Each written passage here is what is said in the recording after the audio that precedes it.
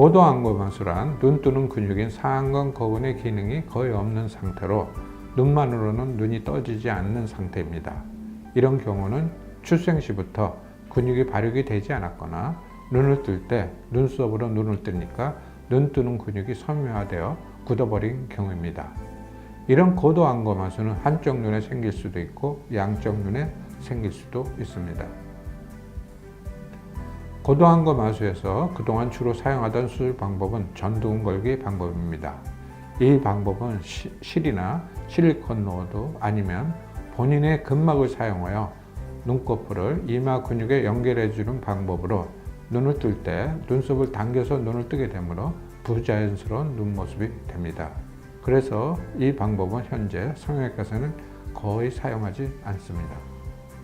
그리고 눈 뜨는 근육인 상안검 거근을 절제하여 길이를 줄여서 눈을 뜨게 하는 상안검 거근 절제술을 사용하는 경우도 있는데 이 방법은 저교정과 재발을 잘한다는 문제점이 있습니다. 하지만 최근에 개발된 공통근막 수술은 이러한 방법보다 장점이 많습니다.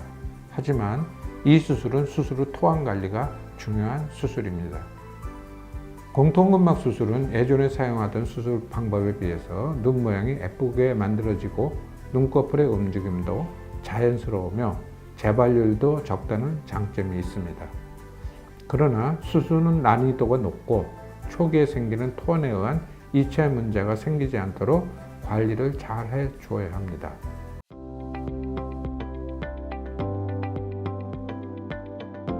공통근막은 사진에서 노랗게 표시된 부분인데 눈 뜨는 근육과 붉은색으로 표시된 요양근 사이에 위치하며 이 공통근막을 당겨서 눈꺼풀에 고정시켜주는 수술입니다.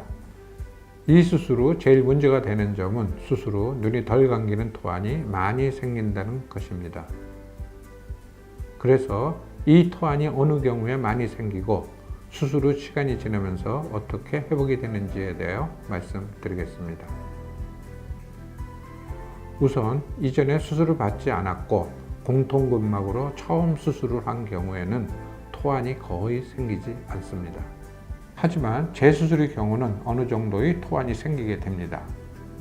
이전 수술로 눈꺼풀의 길이가 짧아져 있고 또 대부분 어린 나이에 수술한 경우가 많은데 이런 이유로 눈꺼풀의 상하 발육이 안 되어서 재수술을 하게 되면 어느 정도 토안이 남게 됩니다.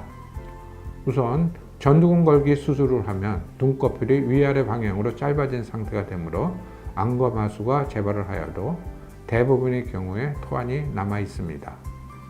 이 상태에서 전두근 걸기를 풀고 공통근막으로 재수술을 하게 되므로 토안은 어느 정도 심해지는 경향이 있습니다. 근육수술의 경우 눈 뜨는 근육의 길이가 짧아져 있어 눈 감는 힘이 약해진 상태가 됩니다. 이 상태에서 공통근막 수술로 재수술을 하면 전두근 걸기보다 조금 덜 하지만 토안은 아주 조금 심해지는 경향이 있습니다. 하지만 이전에 공통근막으로 수술을 하였는데 재발을 하여 공통근막으로 다시 재수술을 해준 경우에는 토안이 생기지 않습니다.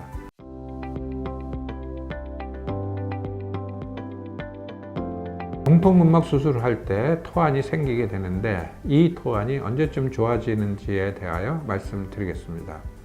수술 후 일주일째에도 수술 시 생긴 토안이 그대로 남아있고 수술 한 달째에도 거의 비슷한 양의 토안이 남아 있습니다. 하지만 이후 이 토안은 서서히 회복이 되어 3달 정도면 토안은 20 내지 30% 정도로 남을 정도로 줄어들게 됩니다. 그리고 이후 서서히 좋아지며 대부분 2년까지 좋아지게 됩니다. 이와 같이 공통근막 수술 후 생기는 토안은 처음에는 심하지만 3달 정도 지나면 원래의 20 내지 30% 정도로 줄어들게 되고 이후 2년까지는 조금씩 더 줄어들게 됩니다. 그러므로 초기에 잘 때 눈을 뜨고 자야 하므로 토안 관리가 매우 중요합니다. 우선 잘 때는 눈에 연고를 넣고 자야 하고 낮에도 불편하면 연고나 인공눈물을 자주 사용하는 것이 좋습니다. 이런 토안 관리는 수술 후 한 달 이내에는 아주 철저히 지켜줘야 하며 최소 3달까지는 신경을 써 주어야 합니다.